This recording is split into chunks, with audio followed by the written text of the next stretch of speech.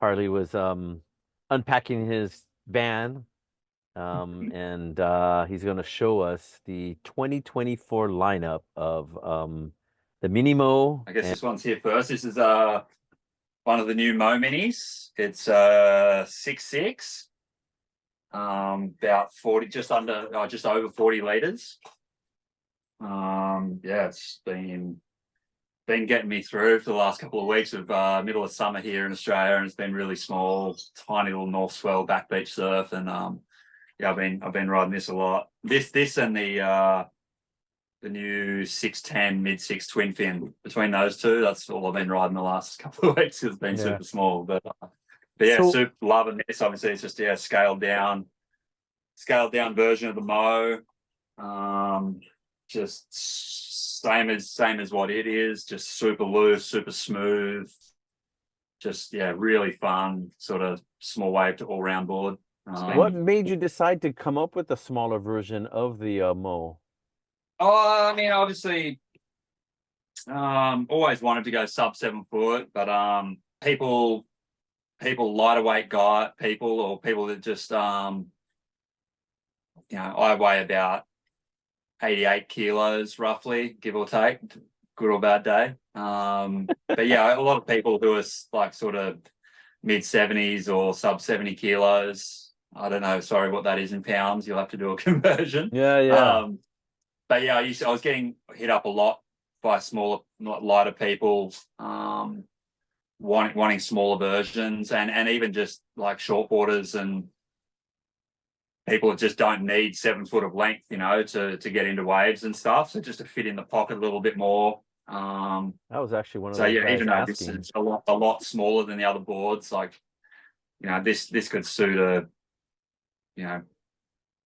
90, 100 kilo guy, if they're used to riding smaller boards, it just won't be as over volume feeling for them. But yeah, just wanted to just introduce more sizes and obviously bringing some color into the range again, which is nice, bit of variety. So on the And offering all the Moes, mid. on these things, Sorry. the rocker is exactly the same. The template and everything is exactly the same. It just squashed down. It scales down like it does. They always do vary slightly. Obviously, utilizing that same, using that same curve and scaling it down, it will be essentially more rocker, or maybe it's the same amount of rocker, but because it's in a shorter distance, that curve gets shorter.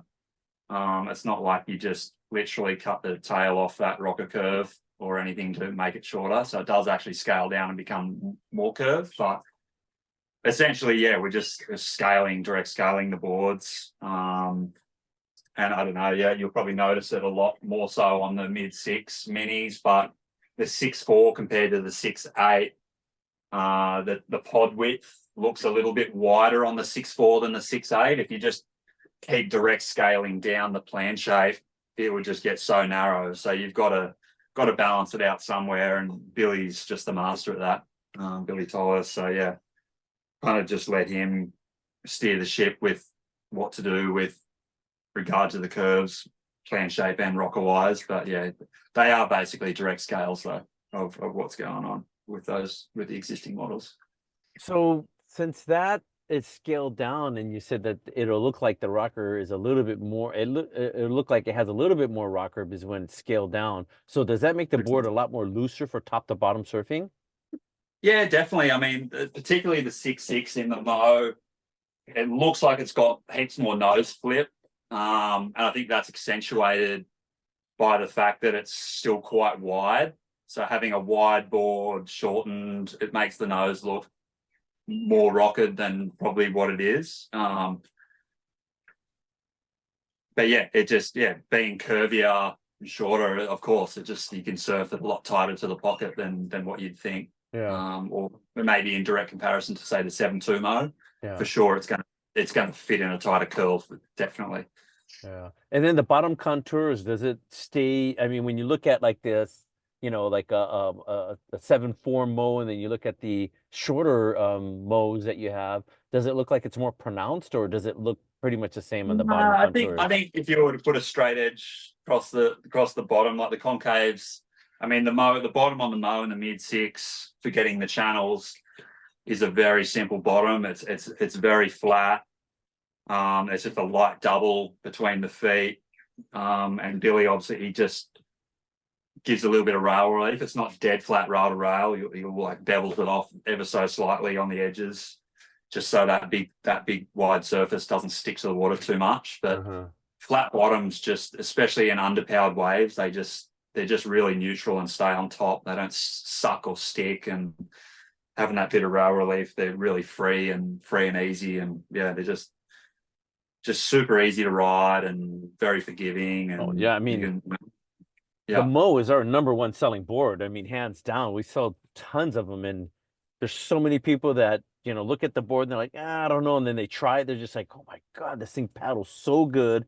It catches yeah, waves so easy. They can turn it. They even for somebody that's like, you know, because we have a lot of guys that just got off of, you know, they're like COVID surfers, and now they're getting into, you know, if they really got into it, they're getting into real boards now from their soft top, and they get on this, they're just like, wow, and they're blown away, and they're getting better and yeah. better, and they're surfing more and more, and they don't need to be like crank, you know, stepping on the tail to make it turn. No, And it's just a real forgiving board, the Moe is. It's just amazing. for sure. I mean, I Yeah. think it's obviously a combination of a lot of things, but I think two of the biggest assets to the Moe is the technology, of course. Is probably the biggest one that just really brings these type of boards to life, not having that extra swing weight. And just the way these epoxies and stuff feel in the water with the flex and stuff. But also too, I think Billy's rockers, like the mid-length, a lot of mid-lengths are like shrunken longboards, and you've kind of got to move around on them a lot to keep them in trim and keep them moving. Whereas Yes.